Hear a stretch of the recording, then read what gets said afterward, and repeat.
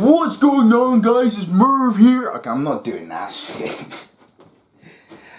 I'll leave that for another video. So there are a lot of scary death stories. Most stories would be about, like, I don't know, getting almost hit by a car or even a train.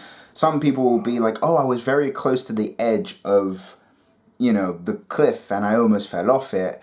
Or, oh, I was going skydiving and my parachute fucked up. But thankfully I was saved by someone. I even had some other death experience myself. Like my last story, when I was riding the bike and I fell over, the van was very close to me and I almost got hit by the van. Another scary death story that I have, which it's not a story, but it's something that happened. When I was in Spain, I can't remember where, but I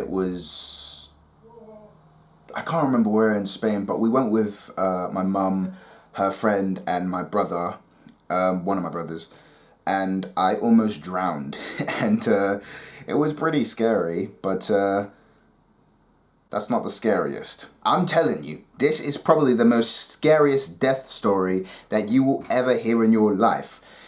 And you will understand why. Now, I remember the specific date as well. What was it? This was around 2016, around July 26th. Ooh, I remember that date. It was a day where one of my nieces and one of my nephews came over to sleep over at our house, my mum's house. I live with my mum right now, as a 20-year-old man. And lives with his mum's house, I know, right? I have a brother who's 24, free, and he still lives with us. They came over to have a sleepover, and so the next day, which would be the 26th of July, would be the day where they decided, you know what, let's make some cupcakes. So I would be in the other room just minding my own business, doing something, and they would be making cupcakes. They'd be making the cupcakes, which is something that something that they used to do. When nieces and nephew would come over, they would spend time with their nanny, my mum, and they would just watch a film or cook something. So they cooked cupcakes, and I was actually the first person to try a cupcake.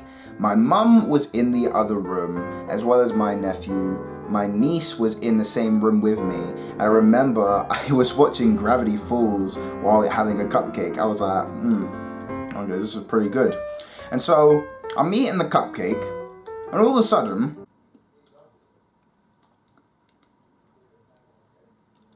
I start biting into something that feels hard. I'm like,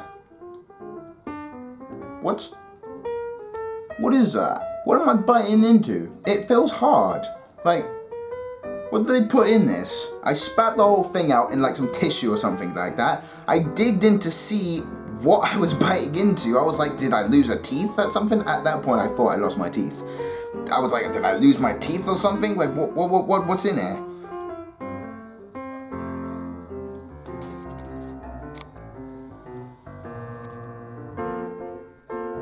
I see a fucking needle. A fucking needle was in my cupcake, and I was like, what? I was so angry. I freaked out. I got scared. I was like, what? Why is there a needle in a cupcake? I started shaking and I got very frustrated. And the thing is, my niece was in the same room with me and she was like, what's going on? And I was like, did you do it? Did you put this? I asked my niece.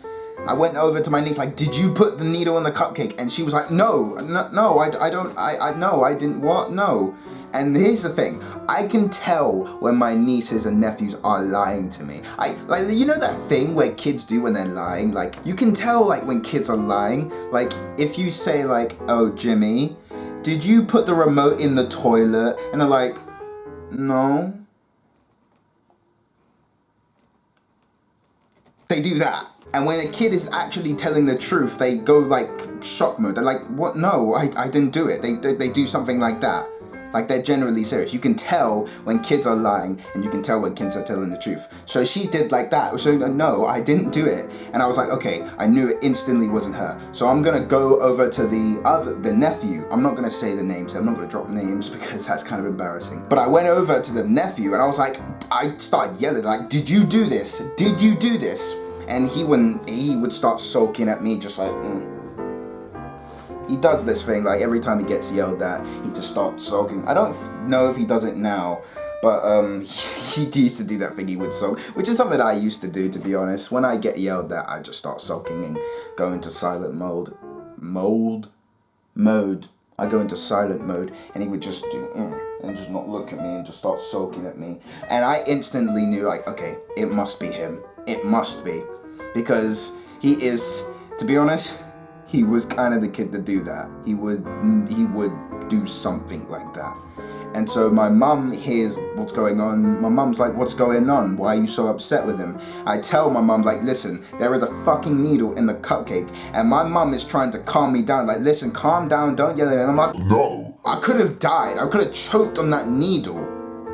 That's why it's the scariest death. Like, when you're going into a car accident, like, when you're in a car, many things could happen when you are in a car. You could, it is most likely you could get into a car accident. I mean, not most likely, but there is a possibility that you can get into a car accident. When you're swimming in the pool, there is a possibility that you can drown. When you're around certain places, there is a possibility that something dangerous can happen with whatever happens around you. I'm at home, sitting down, watching TV, and eating a cupcake.